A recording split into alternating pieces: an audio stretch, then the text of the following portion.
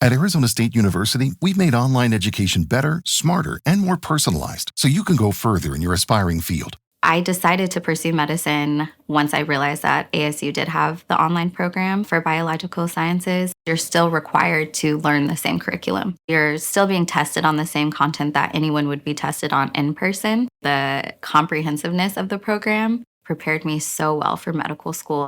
Explore over 300 programs at asuonline.asu.edu. Hola, ¿cómo están? Muy buenas tardes, jueves 6 de febrero del 2025 y estamos acá en página 13.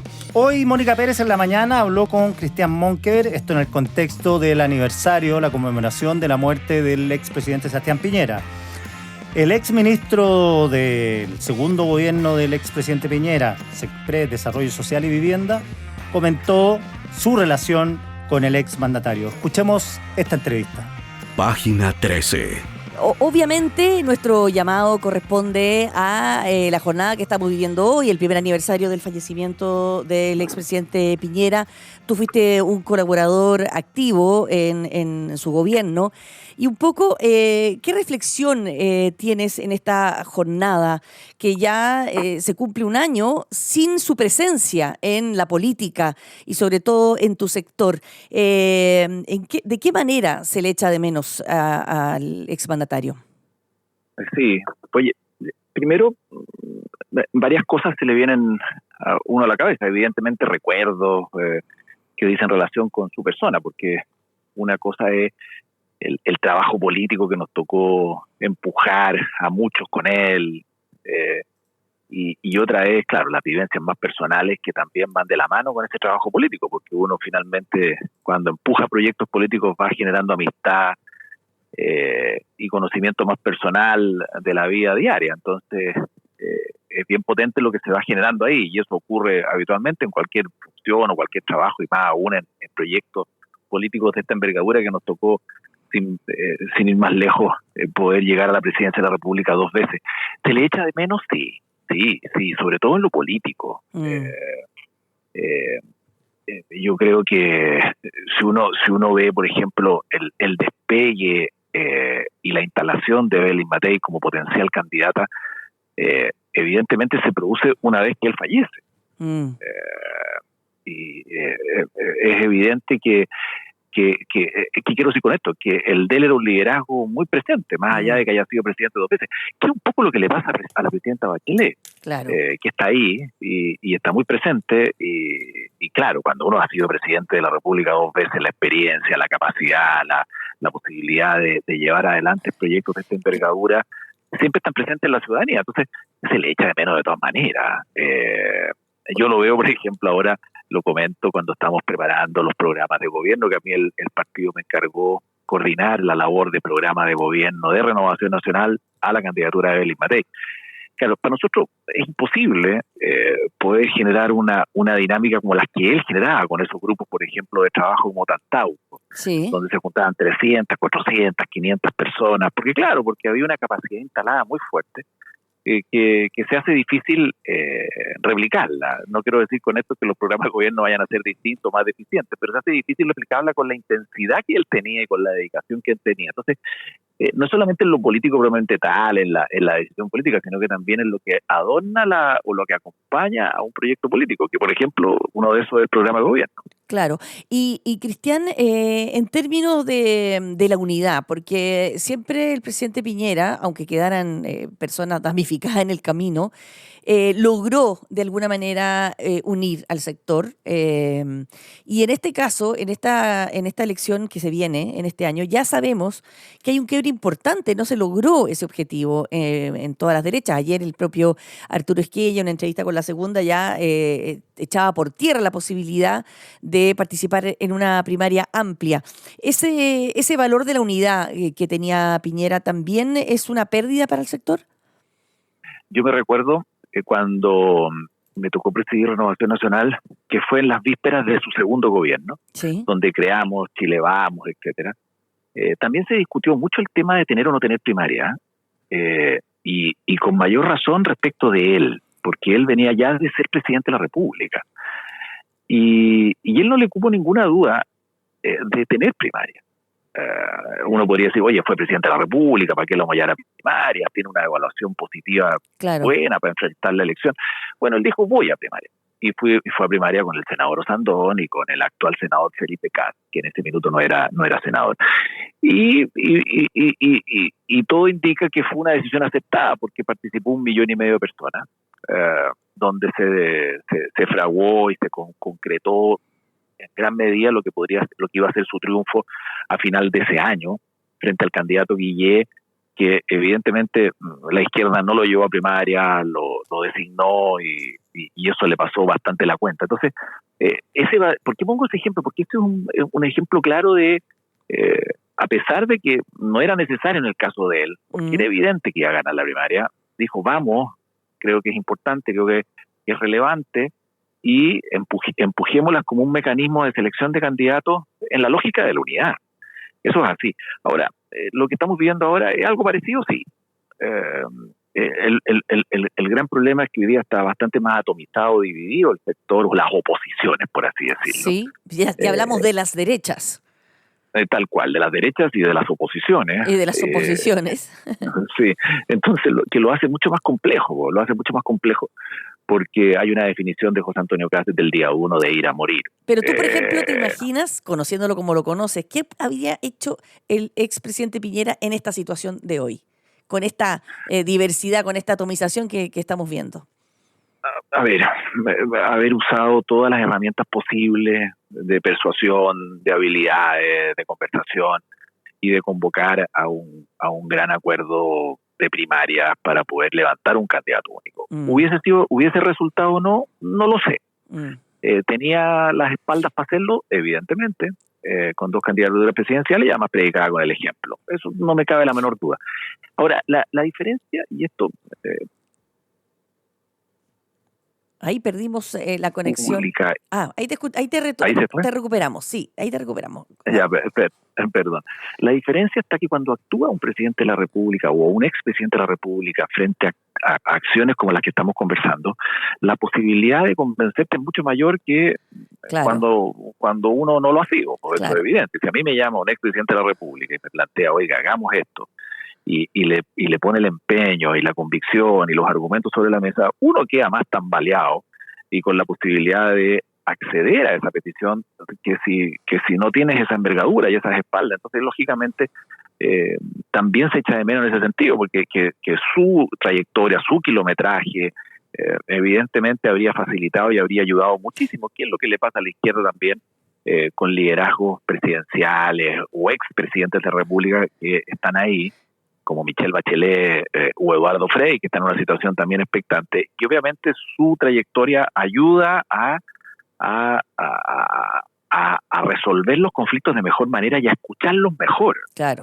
Oye, lo que no está nada claro era si estaba él 100% convencido de que no iba a ir una tercera vez por una carrera presidencial, porque ayer conversábamos con su hija, aquí en Conexión Tele 13, Quique Mujica y Paula Comandari, y ella misma, o sea, como que la idea de él era como, bueno, no me voy a lanzar yo, pero si me lo piden, ¿cómo me voy a negar? O sea, impresionante que estaba dispuesto como a una tercera vuelta.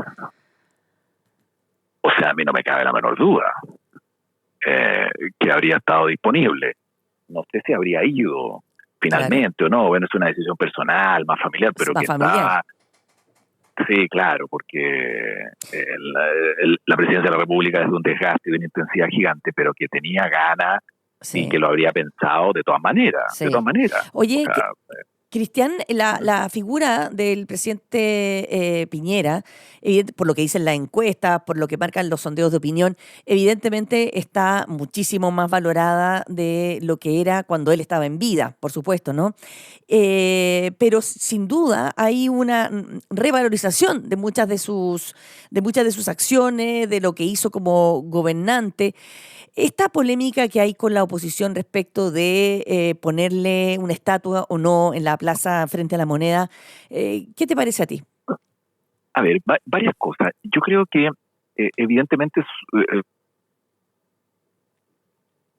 catapultó más aún su figura, pero ya venía hace ya un tiempo, antes de hace un año atrás, desde que salió del gobierno, desde que dejamos la presidencia de la República, valorizándose su figura. Y eso es así, los números lo decían, y se empezó a evaluar de mejor manera lo que había sido enfrentar el estallido, lo que había sido la pandemia sobre todo, y todas las decisiones que se tomaron. Entonces, su muerte sí, evidentemente, potenció aún más, pero ya venía, o sea, no es su muerte la que genera una valorización mayúscula y que antes nadie le reconocía nada, no, porque uno, si mira los números, mira las evaluaciones, uno se da cuenta que iba en alza su figura, porque lógico, había salido del día a día y se empezaba a comparar con el actual gobierno, con los anteriores, lo que había sido la pandemia, lo que había sido la PGU, bueno, en fin, una toma de decisiones. Entonces, él venía mejorando en su evaluación. Eso es así. Ahora, yo me quedo, mira, lo de la estatua es una reyerta que espero que termine bien. Porque, pero yo me quedo, antes que con la estatua, me quedo con el cariño y el reconocimiento de la gente cuando él fallece y muere hace un año atrás en sus funerales. Yo creo que eso fue muy potente, y eso ya te llena el espíritu, te llena y te da, imagínate, la propia Cecilia Morel lo planteó en varias oportunidades, y uno lo veía en la calle con la pena que uno tenía, la pena de la familia obviamente es mucho mayor. El cariño de la gente, ya eso te dice, o te da una señal de que pucha, valió la pena todo lo que hizo. Ahora, ojalá lo del estatus se resolviera bien. Hay algunos que dicen que fue apresurado, que podríamos haber esperado un tiempito más, quienes presentaron el proyecto, en fin, siempre van a haber razones. Ojalá que se resuelva bien, porque no sería justo una disputa de este tipo, que saliera mal, o que saliera con discusiones como las que señaló el senador Núñez del Partido Comunista, en fin. Ojalá que se resuelva bien, ojalá que el tiempo, las vacaciones, a lo mejor esperar unos meses, terminar este gobierno, termine aprobándose un proyecto que permita un estatus, un reconocimiento en su minuto, y que sea limpio, no que sea a empujones. Claro. Porque hasta el minuto todo lo que se ha hecho ha sido correcto. Partiendo en eso, hago un reconocimiento al presidente Boric. Total, desde el día 1, y eso lo ha dicho la propia Cecilia Morel y toda su familia. Sí. Cristian, pero sin duda también la figura y la trayectoria del presidente Piñera fue controvertida. O sea, recordemos que le tocó enfrentar una grave crisis institucional. Ahí fue bastante atacado, e incluso se le amenazó con llevarlo a un juicio internacional por violación a los derechos humanos. ¿Tú dirías que todo eso queda en el pasado? La figura de Piñera, como tú decías, yo lo que vi en la calle es que la gente lo quiere. ¿Tú crees que eso queda así ya para la historia, o todavía quedan evaluaciones que hacerse? O sea, yo creo que hay evaluaciones ciudadanas que son muy distintas a las evaluaciones políticas. Uh-huh. La evaluación ciudadana es de aprecio, y eso es así. Sobre todo en un país presidencialista como el nuestro, que a la gente le gusta su presidente o su presidenta, le gusta elegir, a todos nos gusta ir ese domingo a votar por el presidente o la presidenta de la República. Y esta discusión yo me acuerdo que se dio incluso en la Convención Constitucional, en que me tocó participar en la primera vez, cuando se debatía si que el presidente de la República lo seguía eligiendo la gente, o transitábamos un sistema más parlamentario, más indirecto, donde el presidente lo elegía el Parlamento, ¿no es cierto? Y eso quedó absolutamente claro. Entonces, yo creo que desde la valoración ciudadana no me cabe la menor duda el cariño. Pueden haber algunos, es lógico, que no les gusta o les gusta menos la figura, etcétera, pero hay un reconocimiento. Se sacó la mugre, fue 2 veces presidente de la República, hay proyectos que están ahí tangibles, y que uno los repasa, proyectos sociales, proyectos políticos, proyectos urbanos, ciudadanos, en fin, de ciudad, que están más que presentes, y eso está clarísimo. Ahora, la evaluación política es distinta, y esa la hacen los políticos propiamente tal, y ahí obviamente pueden haber resquemores, dudas, pero yo ahí quiero, porque eso sí me tocó verlo, yo creo que si hubo alguien que estuvo absolutamente convencido, sobre todo en situaciones complejas como fue el estallido, de que había que hacer lo necesario para mantener la democracia en pie, porque el gobierno se caía, y yo formaba parte del gobierno y tambaleaba, y había muchos que ya estaban pensando en qué lo sucedía.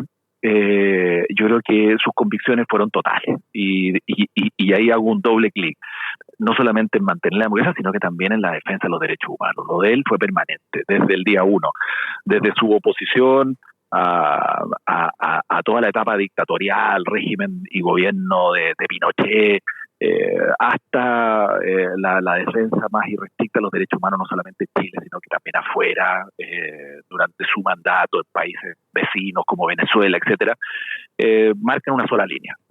Y en el estallido fue así. Evidentemente, y lo sabemos, hubo situaciones complejas en el estallido, de vulneración a los derechos humanos de algunas personas, tanto ciudadanos y carabineros, etcétera, pero él nunca promovió, empujó ni impulsó una situación de ese tipo, al revés, pedía cuenta, y evidentemente también dio todas las facilidades para que los organismos nacionales e internacionales dieran su mirada y su evaluación en esta materia. Entonces, en eso me tocó verlo y presenciarlo permanentemente. Entonces, y no solamente ahora, sino que es una trayectoria de vida en ese punto. Uh-huh.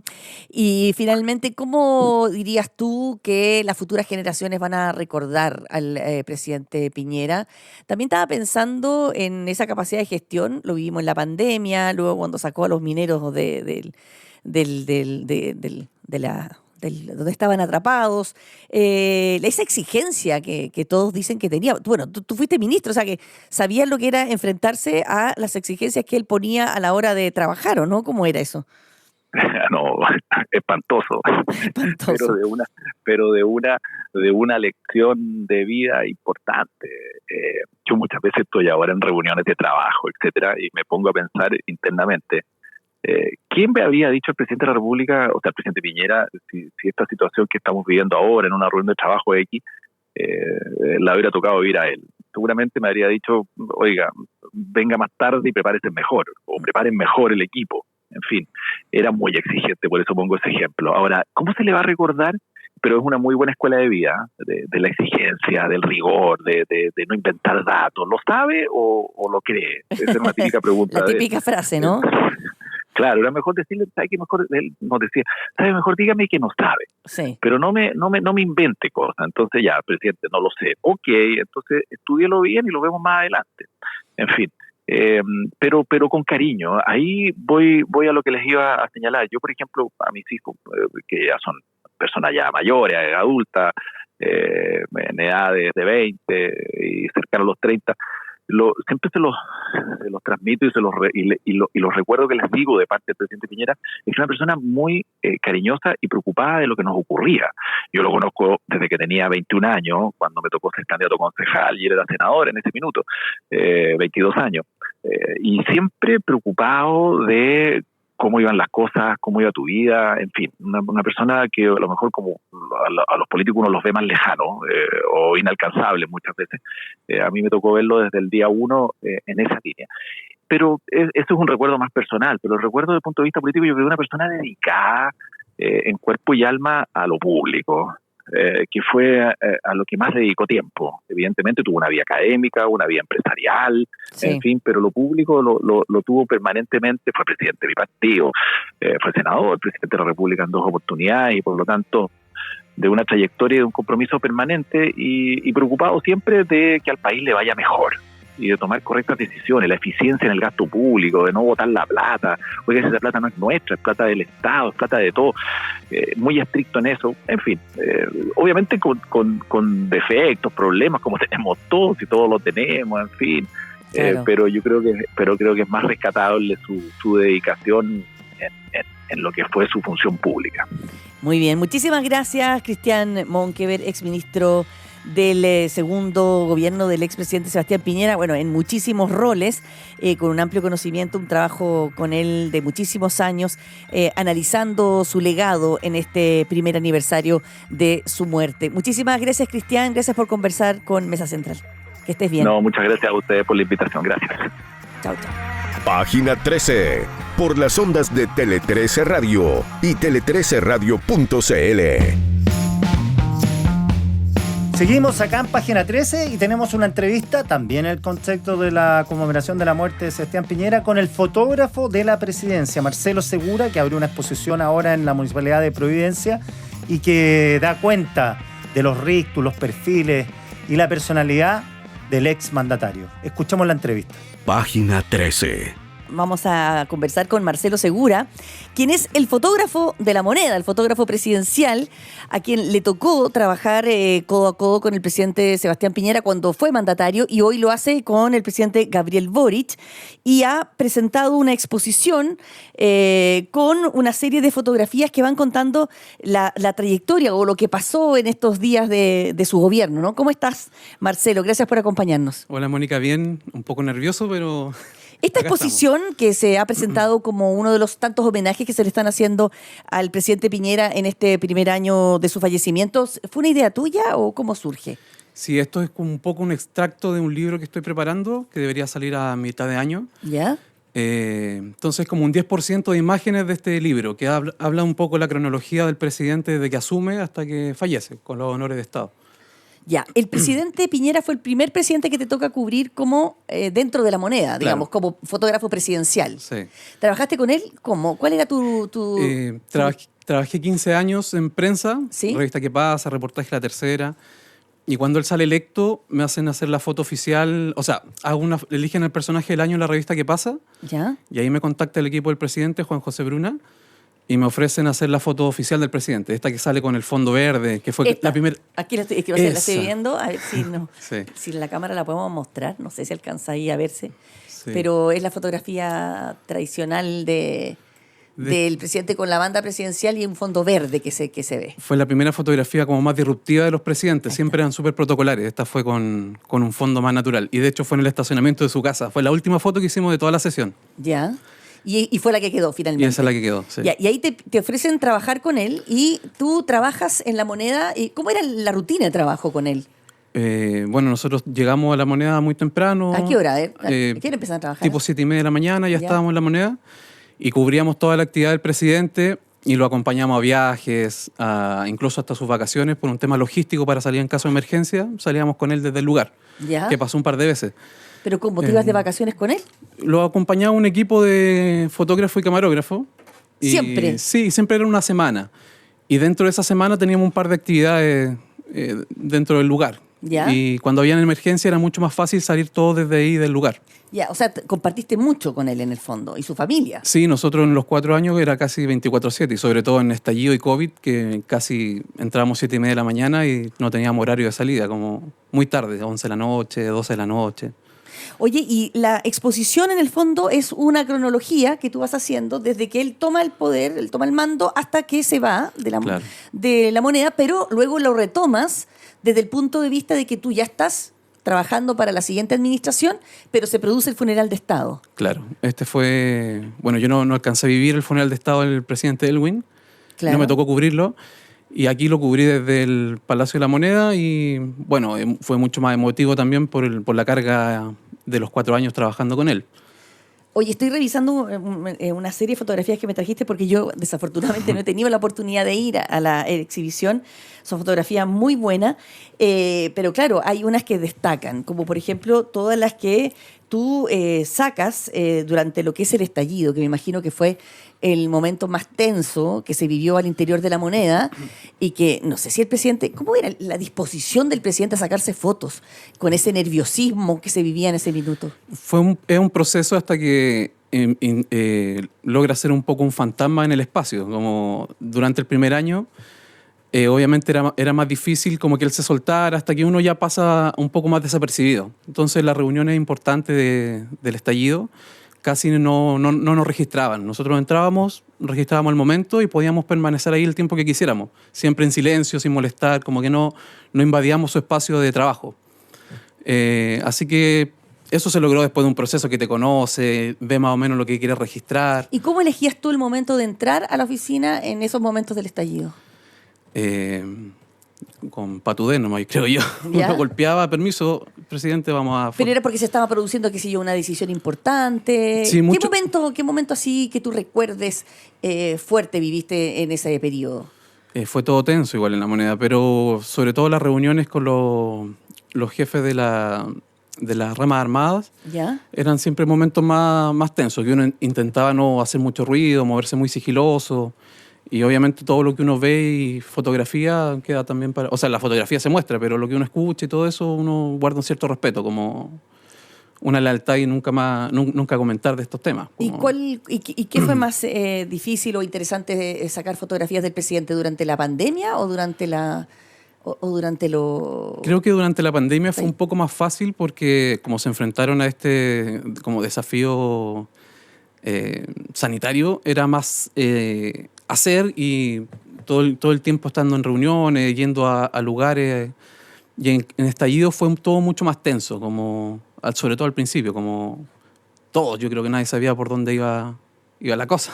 Y el presidente estaba muy... ¿Cómo lo veías emocionalmente a él, comparándolo en ambas situaciones? Si son los dos grandes desafíos que le tocó enfrentar. Sí, si uno ve las fotografías, que se va a ver mucho más representado en el libro porque uno puede hacer una narración más extensa, hay momentos de mucho trabajo, como siempre escribiendo, siempre leyendo, muchas reuniones. Obviamente la corporalidad era distinta, un poco más serio, se notaba mucho más tensión en la imagen, que siento que las transmiten igual. Y lo bueno del estallido que yo pude cubrir, como tengo yo creo que la sangre más periodística, después del trabajo me iba a la calle a hacer fotos. Entonces fui privilegiado en poder relatar estos hitos desde la calle y desde dentro del palacio, como que tengo las dos miradas. Y eso se ve en la exposición también. En la exposición por espacio hay un par de imágenes de eso, pero en el libro ya se puede ver mucho más extenso. Reuniones en La Moneda, muchos militares cuando fue al principio del estallido, en la calle también las protestas, heridos. Creo que arma una buena cronología histórica del suceso en Chile. ¿Y cuál fue la foto más insólita que le sacaste al presidente? Hay una muy lúdica, por ejemplo, en Jamaica, que sale caminando con unas Crocs. Yo no lo había visto. Y te pregunté, ¿estaba de vacaciones? Y me dice, no, estaba en una cumbre. Sí, fuimos a Cumbre CARICOM. Pero está con Crocs, con short, ahí un poco chascón, caminando. Fue unos momentos que tuvimos libre en la tarde antes que comenzara la cumbre. Y yo estaba haciendo fotos de la playa y él pasa caminando. Y le hago un par de fotos, yo creo que ni siquiera la he visto, nunca vio esa foto el presidente. ¿Era el lote el presidente en estos momentos a veces? ¿Era como...? Sí, más relajado, creo yo. ¿Relajado? Sí. Hay unas fotos también que son muy graciosas, o sea, para mí que uno siempre ve las cadenas y uno ve desde el podio hacia arriba, mucha corbata y todo, y para abajo tenía unos pantalones azules que no combinaban, como... Esas fotos también están en el libro y en la expo y son más como ver un poco cómo era un presidente... Del Tras Bambalinas. ¿Era relajado o era coqueto? Porque yo me acuerdo que una vez que lo entrevisté estaba súper preocupado porque tenía ese tic y se le movía la camisa, estaba muy preocupado de que la camisa estuviera bien puesta. Me decía, porque si no me va a retar la Cecilia. Sí, en la fotografía no se preocupaba mucho. Ya. Al principio a él le gustaba pedir la foto oficial como de la mano, el saludo de mano y todo eso, y después fue entendiendo que un poco uno se tiene que alejar, mostrar dónde está. Entonces se empieza a olvidar y ahí después se olvidó de la foto, como que... Pasaste a ser como una presencia que estaba ahí, pero sí, ya no... Sí. Pero veo por las fotografías que también estuviste en muchos momentos íntimos del presidente, con su familia, en vacaciones. Veo también fotografías con la primera dama, con Cecilia Morel. Sí, esas son previas de las cuentas públicas. ¿Ya? Nosotros registrábamos las previas y creo que se da... algo muy lindo en el relato fotográfico, que es como mostrar un poco más de la intimidad. ¿Qué sucede? ¿Cómo habita el espacio el presidente? En el fondo yo quería registrar todo lo que no ve la gente. Hacer un documento histórico para que en 20 o 30 años más la gente pueda decir, mira, este salón era así, o el escritorio del presidente tenía estas cosas. En fin, era no solo... ¿Se ponía nervioso el presidente en esos momentos? En esas fotografías. Sí, en esos momentos previos a las cuentas públicas. Creo que no, siempre como que se enfocaba mucho uno siempre lo veía subrayando con su regla, escribiendo. Claro, si tú tuvieras que decir, esta es la imagen de Piñera, ¿cuál sería? Difícil. Son tantas. Creo que fue, por lo que me tocó vivir estallido de COVID, un presidente que estaba full haciendo. Como... Un presidente trabajando, porque también hay muchas fotografías que yo estoy viendo acá, a ver si la puedo mostrar ahí, llena. El escritorio, el famoso escritorio que estaba tapado de papeles. O sea, es que siempre fue así y fue muy llamativo que él ponía estas pilas de papeles con todos los documentos que estaba leyendo, subrayando o que tenía que tener a mano. Sí. No sé cómo veía ese escritorio, pero estaba cargado y repleto de carpetas. Yo no sé cómo voy a trabajar, la verdad, porque estaba lleno de carpetas, como ves acá. Tengo una foto muy buena que es eso de su día de trabajo lleno de carpetas, y tengo una foto del mismo escritorio el día que se va y no tiene nada, como está vacío. O sea, de una imagen completamente diferente. La propia hija del expresidente, ayer, Cecilia Piñera, decía que el presidente Boric amablemente los invitó nuevamente a La Moneda, estuvieron en el despacho presidencial y que la principal diferencia es que el escritorio no tenía tantos papeles encima como cuando su papá había estado en la presidencia. Lo decía como anécdota en el sentido de que él tenía esta manía, ¿no es cierto?, por tener todas las carpetas, una acumulada sobre las otras sobre el escritorio. Hay imágenes que te mencionaba yo con la primera dama, con Cecilia Morel, que lo acompaña, como tú dices, previo a las cuentas públicas. ¿Cuál era el rol? ¿Cómo lo veiste? ¿Cómo veías esa relación entre ellos? Era muy gracioso. ¿Sí? Sí, había una dinámica muy graciosa entre los dos. Y de mucho afecto. Hay muchas fotos que lo reflejan, creo yo. Pero para mí era gracioso, como que se tiraban talla uno a otro. Como, ¿Ya? Sí, no, era muy, muy entretenido. Por ejemplo, ¿como qué? No sé, ya me acuerdo de un pantalón azul que por ahí hay una foto que siempre decía, siempre te pones ese pantalón, Sebastián, lo tiene hace como 15 años. No sé, cosa graciosa.